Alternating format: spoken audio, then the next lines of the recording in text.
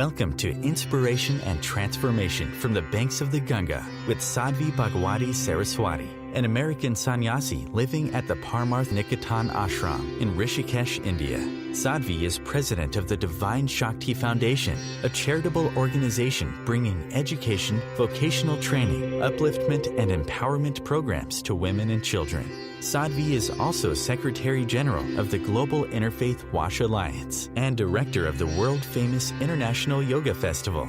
Join the musings of an American sannyasi as Sadhvi shares the wisdom and teachings of her guru, His Holiness Pujya Swami Chidanand Saraswati Ji.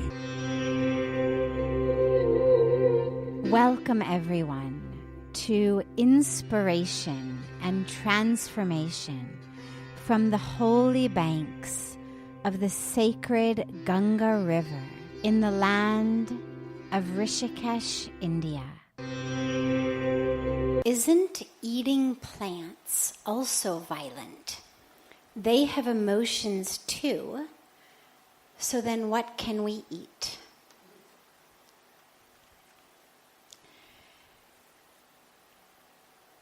It would be nice if we could live on air. It would be nice if we could tread through life, however many years we have, without ever causing pain or suffering, let alone death, to anyone. It would be so wonderful if we never had to kill anything or harm anything.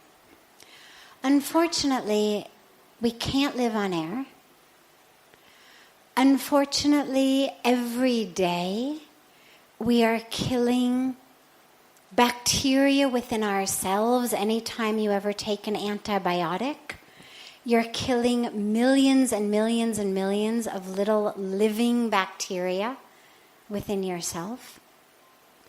Unfortunately, every time we step on the grass, inevitably, we're killing something. Smaller than the bunny rabbit or the squirrel that we can see are all kinds of tiny, tiny little beings that live in the grass. The tragedy is that in order to live, there is an impact. On one end of the spectrum are people, for example, like the Jain community, who have made a decision. Not only do they not eat animals, but they don't eat any root vegetables. So they won't eat potatoes, they won't eat carrots, they won't eat anything that, in pulling it up from the earth, actually causes such a disturbance to the earth that innumerable little insects are injured. On the other end is the super size me community of, bacon for breakfast and hamburgers for lunch and dinner. Most of us fall somewhere in between. But the question is actually very sincere and beautiful, and I want to look at it deeply for a minute. The point of our lives is about how can we create as much life, as much joy, as much peace as possible. Since we can't live on air, we have to eat something. Vegetables, fruits, particularly things that the earth gives up to us. I mean, every time you eat an apple, you're not hacking down the whole tree and everything that lives in it. You're getting what Mother Earth has given. Now, yes, as the question asked, yes, they actually do have feelings. It's not a silly question. Science has shown. They've put electrodes up against plants and have shown that they absolutely do respond to different tones of voices. If you say to a plant, "I'm going to kill you," amazingly, the plant actually responds in a way that can be picked up by a meter. However, that doesn't mean that it justifies the violence that eating meat is. And that's usually where these questions come up. The questions rarely come up from someone who says, "I'm going to learn to live on air and sunshine because eating vegetables causes too much damage." The question usually comes up from people of, "Well, why do I have to be a vegetarian? I mean, the plants feel also, so what's the difference?" And this is the sort of justification and rationalization that is an inherent part of our human existence. And it's really important to look at it and to call it what it is and to see it. It's the exact same thing that anyone who's ever been on a diet has experienced when, okay, you start a new diet, then somehow, whatever, you eat a cookie. But then what happens? After we eat the cookie, what happens? Oh, well, I mean, I've ruined my diet anyway. I might as well eat the whole bag. Like, let's order a pizza now because I've ruined my diet. And oddly enough, there actually seems to be some sort of a rationale there because so many of us do it. Objectively, though, we all understand, on a serious note, that there's a very big difference. Even if all you're doing is counting calories, there's a very big difference between one cookie and a bag of cookies and a pizza. And in the same way, just because plants have a response, an electrical response to tones of voices, to different sounds, we cannot use that piece of information, like the cookie we ate, to justify the carnage that the meat industry creates. Let's look at it a different way for a moment. Let's say even for a moment that a cucumber had exactly the same emotional state, exactly the same neurological response to a cow. We all know it's not true. But let's just assume for a moment it did, just for the sake of argument. Eating the cucumber is only violent to the cucumber. Eating the cow is not only violent to the cow. Eating the cow is violent to our human brothers and sisters with whom we share this planet. Eating the cow is violent to every farmer whose field is desiccated and who's on the verge of committing suicide because he has no harvest and he can't feed his family. Eating the cow is violent to our water supply, to our air supply, to every single person on earth who lives on the edge of water that is rising with climate change. The meat industry is the single greatest contributor to climate change. This is by a UN report. This is not Keeb Sadhvi says. This is UN report. The single greatest contributor to climate change is the livestock industry. I'm not going to take up all our time tonight to go into it, But whether we look at carbon dioxide, whether we look at methane, whether we look at deforestation, whether we look at water usage, whether we look at energy usage, the meat industry is the single largest culprit. It also, and this is where I was talking about violence, it also is pulling food out of the mouths of tens of thousands of children who are starving to death every day. We produce enough food to feed more than 10 billion people. And yet, over 1 billion people sleep hungry every night. Tens of thousands of children are dying of starvation each day. And the reason for that is that the food that we produce, instead of being used to feed people, is being cycled to feed the animals who become the hamburgers and the hot dogs and the chicken McNuggets. It takes, I'll only give you one statistic, I promise.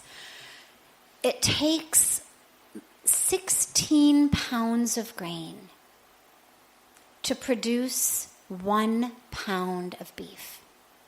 16 pounds of rice, wheat, soy, corn. You feed it to the cow. Cow eats and eats and eats for years. A lot of it's digested. It doesn't all turn into meat. At the end of the day, pound by pound, for every 16 pounds of grain you put into that cow, you end up with a pound of beef. But to make rice, to make bread, to make pasta, pound for pound. So what that means is every single time I choose to eat meat, I am literally saying, I deserve to eat for 15 other people. Let them go to hell. Let them starve. Let them die. I deserve their food. That is a lot more violent than eating a cucumber. I'm not denying the research that shows that they also have consciousness, which is beautiful. That's what we talk about in here every night. Isha vasyamidam sarvam. Yat kincha jagatyam jagat. Everything in the universe is pervaded by the divine. Even cucumbers, even lettuce, even spinach. But that doesn't mean that by any scale, any standard, any religion, any path, any value system that is worth anything, that you could compare starving people to the electrical response that a cucumber experiences. Again, though, the last point to mention about this is, because everything is interconnected and because there's consciousness in everything, this is why we only take what's needed.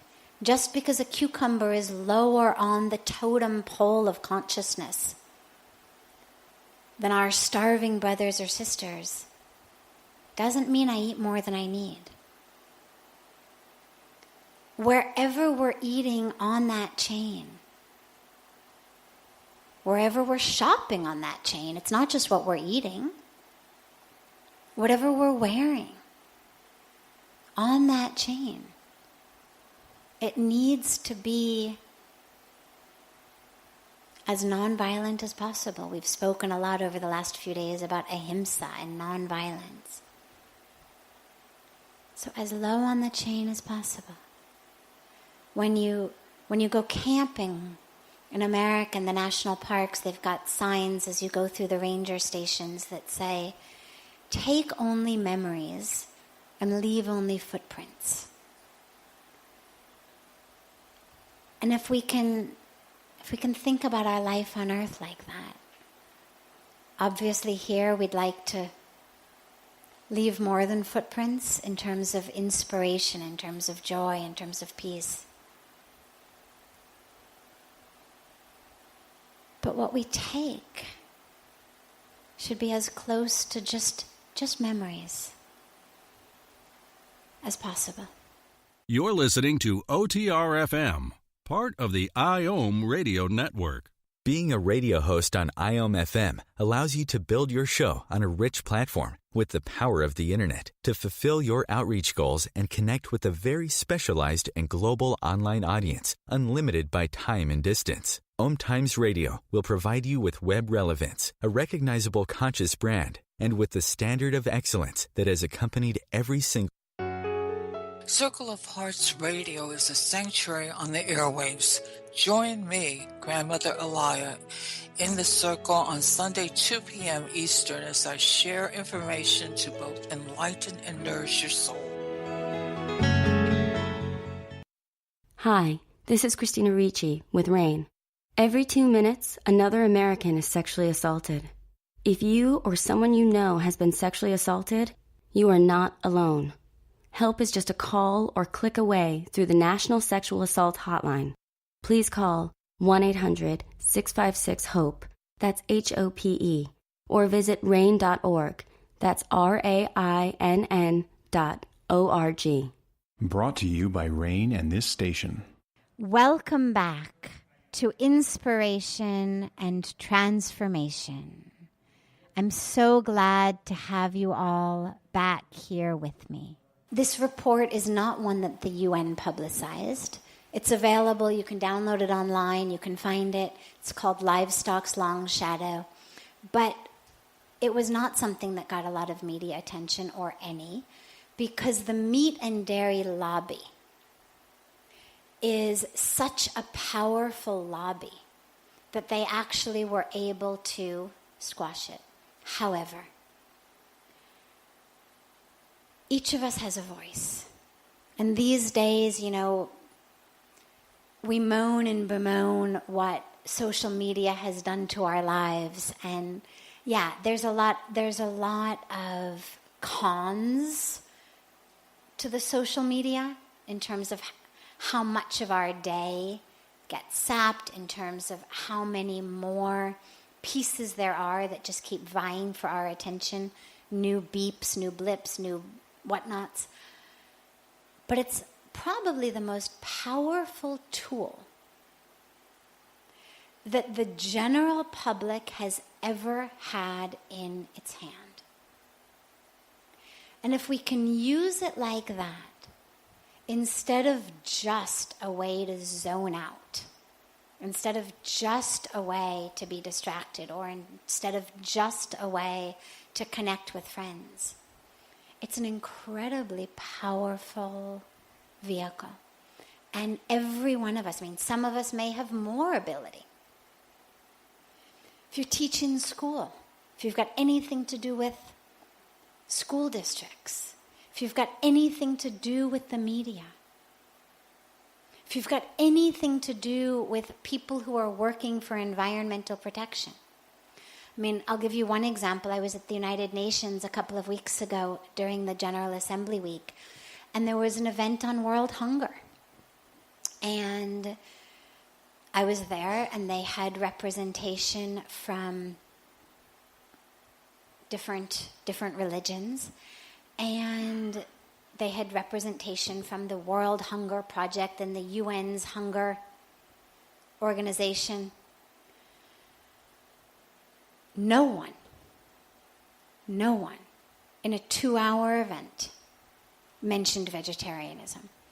And I said to the woman sitting next to me, who's actually a beautiful woman, a very, very awake woman, a dear friend of mine, and I said, how is it possible that no one has mentioned vegetarianism in a program dedicated to world hunger? And she said, well, the religious representatives, it was really up to them what they were going to use their 2 minutes on. And I said, no, I don't mean from a religious perspective. I mean from a hunger perspective. And this is a brilliant woman, an incredibly well-educated, well-informed, a hero of mine in many ways. And she had no idea. I sat there and gave her a few statistics. She had no idea. If we can get this out, which we can, each of us in our own ways. It's like, okay, sitting there in that night, I was able to bring about a little shift. Whatever opportunities we have, wherever we are, we have to talk about it.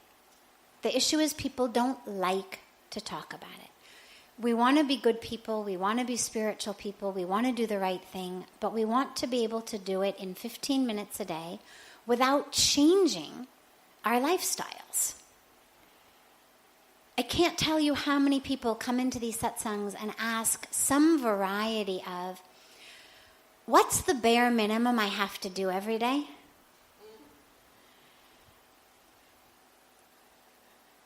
And that, sadly, is really what we're looking for. What do I have to do? How many breathing exercises? How many asanas?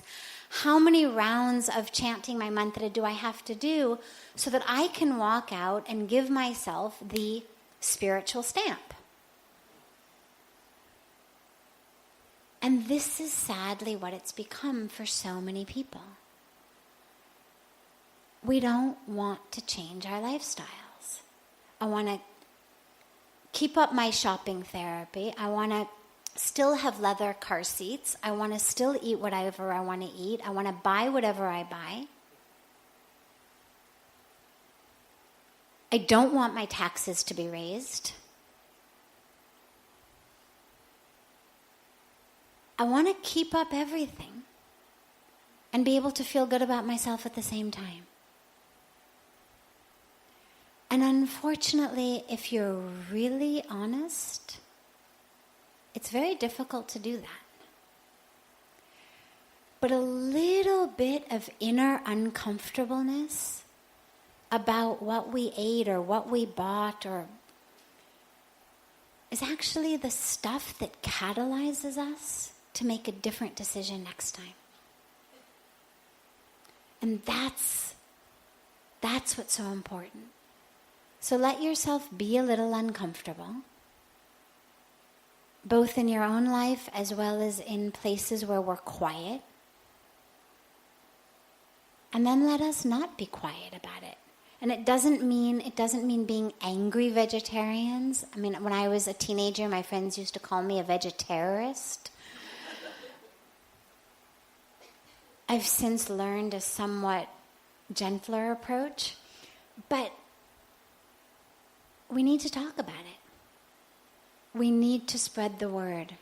Not everybody's going to change, but even if people ate meat 90% of the time and they stopped 10% of the time, the sheer impact on the planet would be phenomenal. But as Pujya Swamiji always says, quoting Gandhiji, we have to be the change we want. It's not just about ramming it down other people's throats. Can we be that change? Are we prepared to actually live spiritual lives 24 hours a day? And when we do that, it gives courage to other people to do that. And when we cut corners, it gives the message that, corners can be cut. And then just use whatever capacity you have to get the word out. This is OTR-FM, part of the IOM radio network. OMTimes magazine is one of the leading online content providers of positivity, wellness, and personal empowerment. A philanthropic organization, their net proceeds are funneled to support worldwide charity initiatives via Humanity Healing International. Through their commitment to creating community and providing conscious content, they aspire to uplift humanity on a global scale. OMTimes, co-creating a more conscious lifestyle. Do you have time to read that inspiring book or that blog post you've been meaning to get to? In your busy world, how do you improve yourself and keep your life going? I'm Lisa Kay, and my Between Heaven and Earth radio show can transform your life just by listening. Be uplifted with inspiring topics, positive stories, and ideas that really work. Between Heaven and Earth Radio is conscious living for your soul, every Wednesday at 4 p.m. Eastern Time.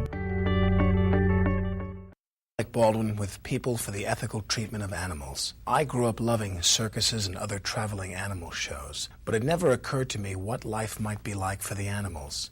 Training wild animals to do things they don't understand takes force. Routine discipline with a hook or whip with the heel of a boot shows the animal exactly who's the boss. Don't patronize animal acts. Please contact People for the Ethical Treatment of Animals. 757-622-PETA. Welcome back. This is Sadhvi Bhagawati Saraswati with inspiration and transformation. How to overcome fears when it comes to connecting with others and oneself, facing your past versus dwelling in the past. Well, you can't overcome anything until you actually look at what it is. You can't overcome your fear until you know what is it I'm afraid of and why is it I'm afraid.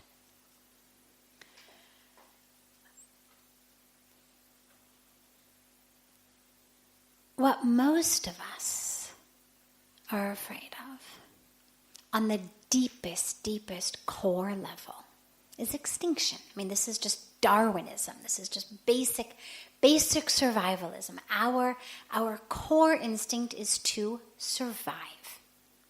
This is true whether we are a mosquito, whether we are an earthworm, or whether we are a person. The deepest fear we have is that we will die.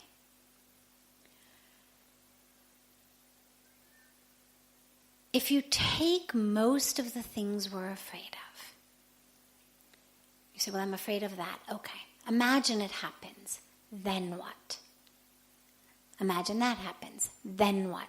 In almost every case, you can actually walk people into the final then what, which is, I will die. Now, it's not always death of the physical body. Sometimes it is. I'm afraid of airplanes. Why? They may crash. Okay, they crash. Then what? Then I die. But we're also afraid of things like humiliation. Why should we be so afraid of humiliation? If you take people through that, why are you so afraid of being embarrassed? Why are you afraid of being humiliated? Because actually what it does is gives us the experience of ceasing to exist. Not on a physical level, but on a deep emotional level. And the reason that happens is we have developed identities that are based on what other people say.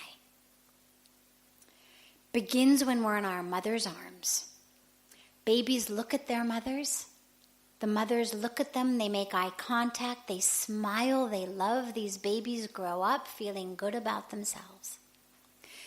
Look in our mother's eyes. She's upset, she's stressed, she's not making eye contact. Kids grow up feeling less than worthy. You also end up with all sorts of physical ailments, but I won't go there. But lack of love actually ends up having a lot of physical ramifications too, and medical ramifications. But just on a psychological, spiritual level for a moment, we literally live judging ourselves based on how people respond. If I tell a joke, okay, I'm going to give y'all a joke, and I tell it, and nobody laughs, something inside me is going to plummet. And that's because as we look at each other, we are constantly readjusting how we feel about ourselves. If you see someone and they greet you with this, we feel who we are changes. Wow, I must be someone wonderful. Look how excited that person is to see me. And if you go to see someone and they turn their head or they kind of give one of these looks, we fall inside. Now, intellectually, we may not even know that person. Or we may understand what their issue is, why they're a mess. Doesn't matter. We are constantly readjusting our sense of self based on how people look at us. Think of the last time you went to a party. You dress up, a party, a wedding, whatever it is, you dress up, and you go. No one looks at you. No one notices. No one comments on your new clothes. No one comments on your new hairstyle. No one says you look great. You come back feeling like, was there something wrong? You keep checking yourself in the mirror. Thought I looked okay. There's something very, very deep within us that is getting cues of who we are from other people. And so our fear, our deepest fear, is that I will cease to exist. Physically, yes, but also energetically. And what this leads us to is a lifetime of being afraid to do things because, oh my God, what if I fail? And then you take people through it and you say, okay, so imagine you fail, then what? Then people will know I'm a failure. Okay, so people know you're a failure. Then what? Then they won't love me. Okay, then they won't love you. Then what? And slowly what you realize is, again, the final is, I will dissolve. We really all, on a very, very deep level, have the belief that somehow, if people don't love us, if they don't acknowledge us, we don't exist. Think about this new selfie craze. I mean, really, psychologically, it's fascinating.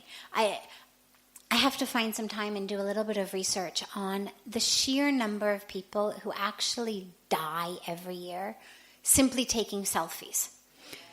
I mean, there must be a statistic out there, whether it's a ledge, a bridge, a hill, a mountain, whatever it is, just to get the right shot. How many people have fallen or gotten hit by a car? Who knows? That's not the funny part. The funny part is we don't just take them. The selfie craze is not a craze that ends up just on each of our individual mobile phones. We take them, and then we post them. Now, here's what's interesting about selfies. Until these really dangerous sticks came out, in the picture, in the frame, because your arm just isn't that long, your face takes up about 90% of the frame. You only get 10% of the Eiffel Tower or the Grand Canyon or wherever you are. So it's not really a picture of the Grand Canyon or the Eiffel Tower. It's a picture of my face and some kind of rocks or steel or something behind me. And then we post it. And then what happens? We keep checking. How many people have liked it? How many people have commented on it? Oh my God, nobody commented, nobody liked. What happened? What's going on? I mean, it's really psychologically fascinating. Pictures of ourselves in indistinguishable random places because you can't see enough of the background that we're sharing with the rest of the world and then waiting to see, what do you think? What do you think? What do you think? You like it? You like it? You love it now? And my enjoyment of my holiday has become 90% contingent upon the responses I get to the selfies that I've taken of myself on my holiday.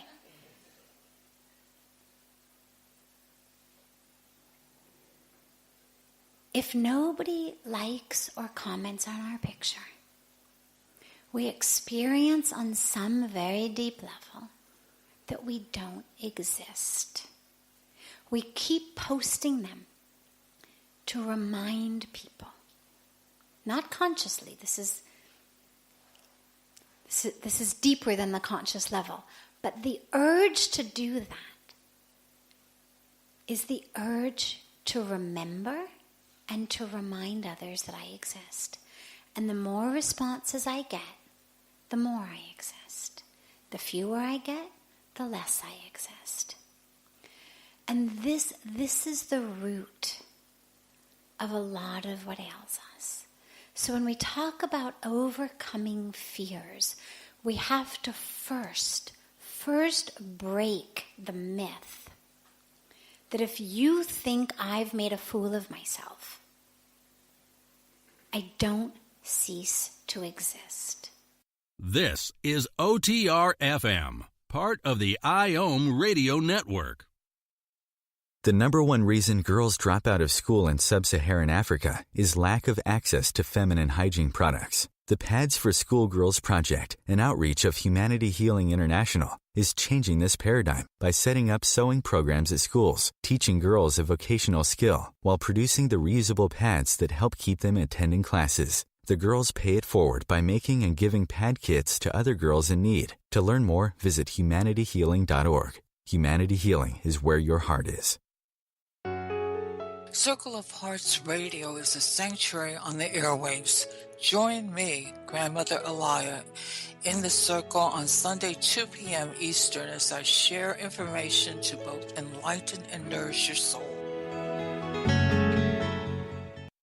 When I broke my foot, for leaving me alone when I wanted to be alone. And now, as a grown-up, I'm thankful for being able to take care of you, my dear mom, for taking you to your therapies, for understanding that sometimes you simply want to be alone. Roles change without us noticing. That's why AARP gives you the information to provide even better care for your loved one. Visit aarp.org/caregiving. Brought to you by AARP and the Ad Council. Welcome back. This is Sadhvi Bhagawati Saraswati, and thanks for coming back and joining us for more of inspiration and transformation. We develop courage to take risks because our awareness of our existence is no longer dependent on how people look at us or respond to us. If my well-being is contingent upon you, I'm going to live a life of fear. I'm going to live a life of playing it safe. I'm going to live a life of saying exactly what I think you want me to say. And I'm always going to be afraid. What if I didn't do it right? In order to overcome that, I have to ground my awareness in myself. We spoke last night about looking in the mirror. I have to know who I am. So that regardless of whether you think I'm the biggest fool that has ever walked the face of the earth, or whether you think I'm the greatest, it doesn't change how I feel about myself. And that's the only way to overcome that fear. The other quick piece of it is to recognize that the greatest tragedy is not failing, not being a fool. The greatest tragedy is never stepping up to the plate of your life, of looking back on your life and knowing that you never stepped up to the plate because you were afraid you were going to strike out. And they were going to laugh in the stands. That's the tragedy. That's something to be afraid of. I had this incredible gift, this incredible life, all these moments. And I didn't use them. The last piece to say on this is fear on the physical level. Because of course, so some of the fears are the psychological stuff, and some is the physical. I'm afraid to fly. What if the airplane crashes? I'm going to die. There's a great story about Swami Vivekananda, who was always teaching his big motto and message was stand up, be fearless. And so one day, a few of his disciples decided to test him. Is Swamiji really so fearless?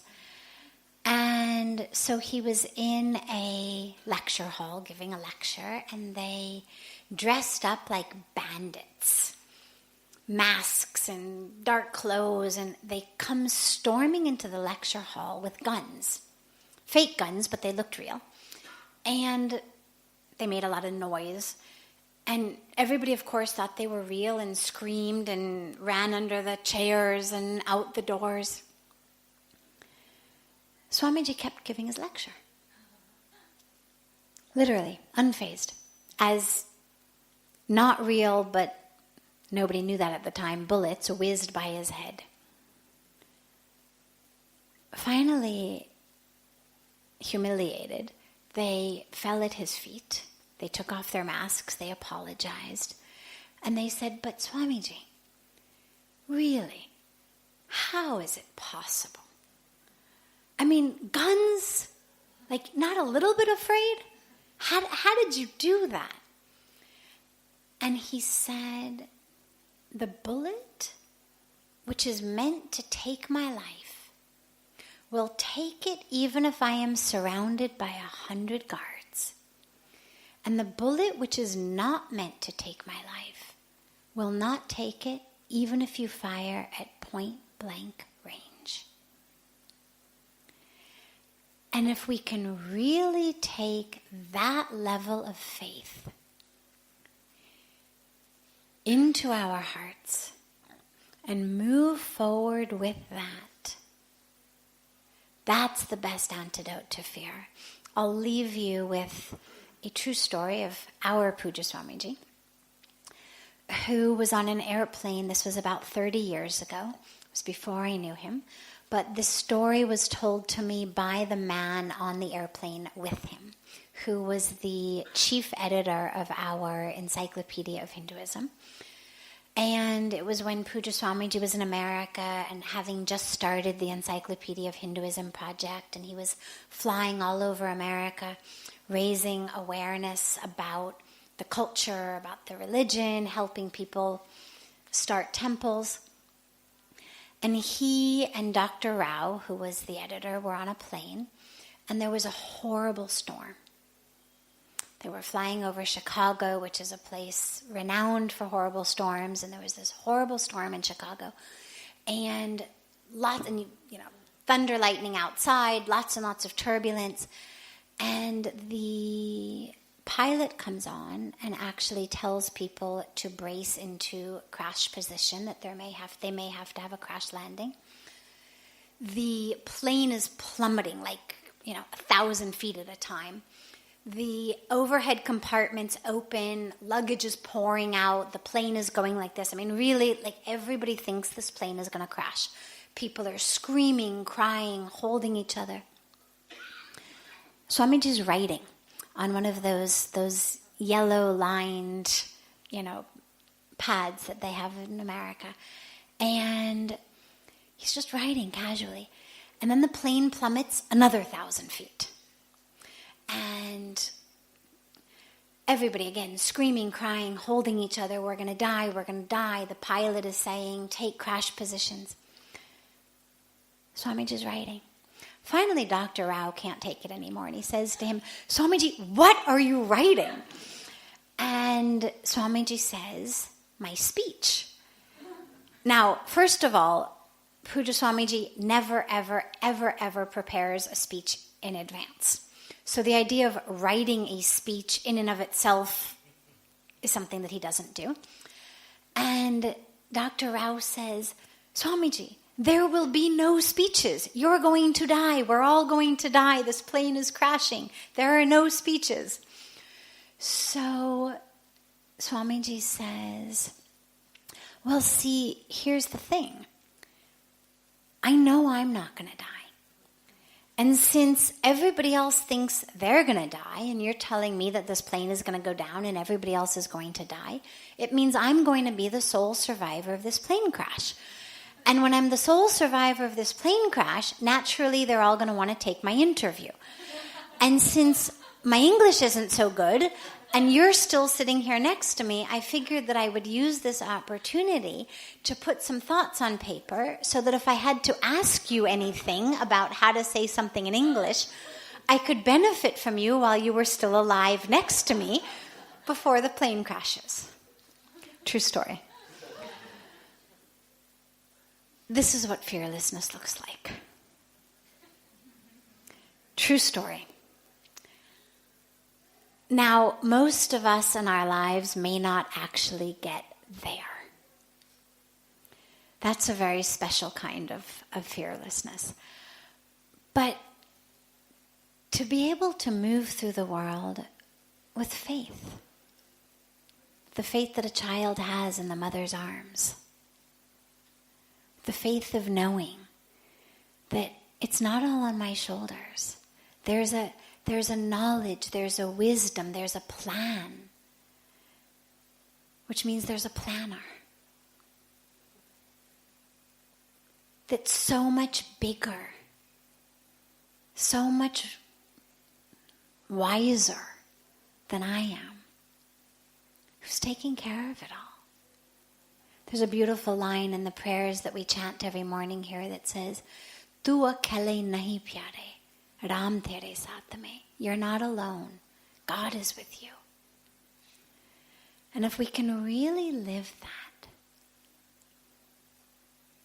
knowing that we're really in the mother's arms, and of course if you can live in that highest level where we began of there is nothing but God, nothing like it. But if you find it difficult to live there, at least live with, I'm in God's arms. I'm being carried by God. And allow that faith to take over. And the faith will just replace the fear in your life. This is OTR FM, part of the IOM radio network. The number one reason girls drop out of school in sub-Saharan Africa is lack of access to feminine hygiene products. The Pads for Schoolgirls Project, an outreach of Humanity Healing International, is changing this paradigm by setting up sewing programs at schools, teaching girls a vocational skill, while producing the reusable pads that help keep them attending classes. The girls pay it forward by making and giving pad kits to other girls in need. To learn more, visit humanityhealing.org. Humanity Healing is where your heart is. Circle of Hearts Radio is a sanctuary on the airwaves. Join me, Grandmother Elia, in the circle on Sunday 2 p.m. Eastern as I share information to both enlighten and nourish your soul. When I broke my foot, for leaving me alone when I wanted to be alone. And now, as a grown-up, I'm thankful for being able to take care of you, my dear mom, for taking you to your therapies, for understanding that sometimes you simply want to be alone. Roles change without us noticing. That's why AARP gives you the information to provide even better care for your loved one. Visit aarp.org/caregiving. Brought to you by AARP and the Ad Council. Welcome back. This is Sadhvi Bhagawati Saraswati, and thanks for coming back and joining us for more of inspiration and transformation. What is a guru?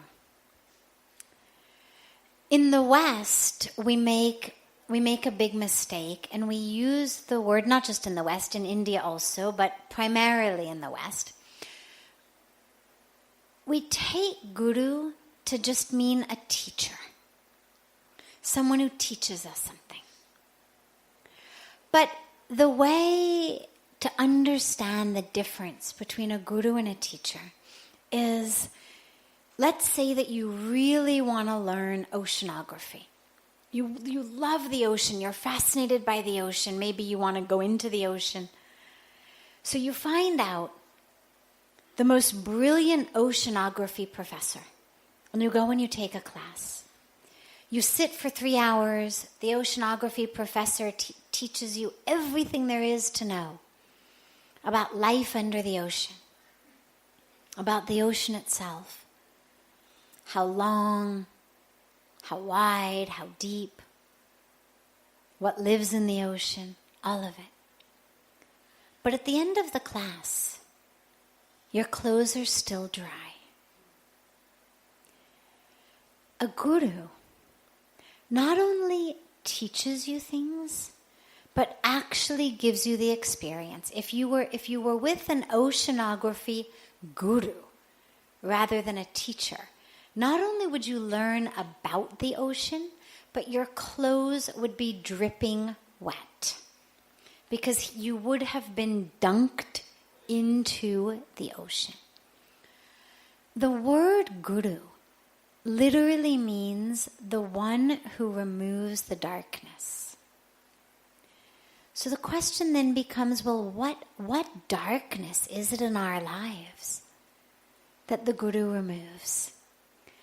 And the real darkness is the darkness of ignorance.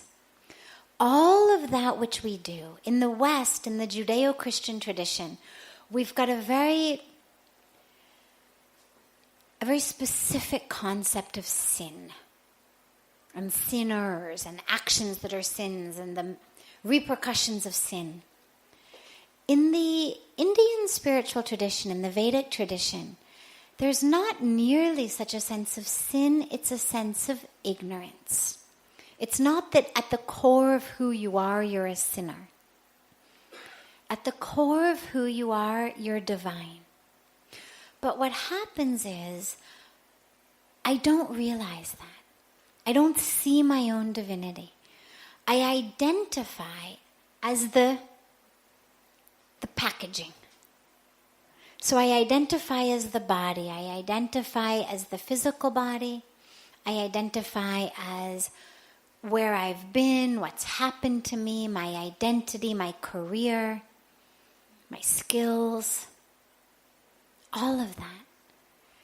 By identifying as this body, by having that ignorance, I commit acts. So let's say, for example, I'm sitting over here, I identify as this body, and I look over there and I think, God, she's got the most beautiful flower garland. Oh my God, I wish I had such a beautiful flower garland. Oh my God. Now, that experience of jealousy, of envy, of coveting, comes out of the ignorance of separation that says, she looks so beautiful with that flower garland on her. I, as this body, now feel very plain, feel very unbeautiful, and if I just could have such a beautiful flower garland, I too would feel more beautiful, more worthy, more valid. So out of ignorance. But then I go over and I snatch it from her. That act has its own karmic repercussion. I will now get what we call bad karma. But it's not that the universe has punished me. It's not that I've sinned. It's that out of ignorance, I've done an act. So the guru removes the ignorance. The guru is the light that shows you who you are, that says you are not this body. You're not your skills. You're not your identity. You're not what's happened to you. You're not your past. You're divine. And that's what the guru shows us. And the path never ends. It's on and on and on, because with the light, there's nobody who ever says, all right, I've had enough light, you can turn it off now. Once you live in the light, you want to stay in the light. So the guru brings the light to the darkness, and then the light's always on. This brings to a close this hour of inspiration and transformation. Thank you so much for joining me. I'm so glad to be together with you all each week. And I look forward to being together again next Thursday, same time, on OMTimes Radio.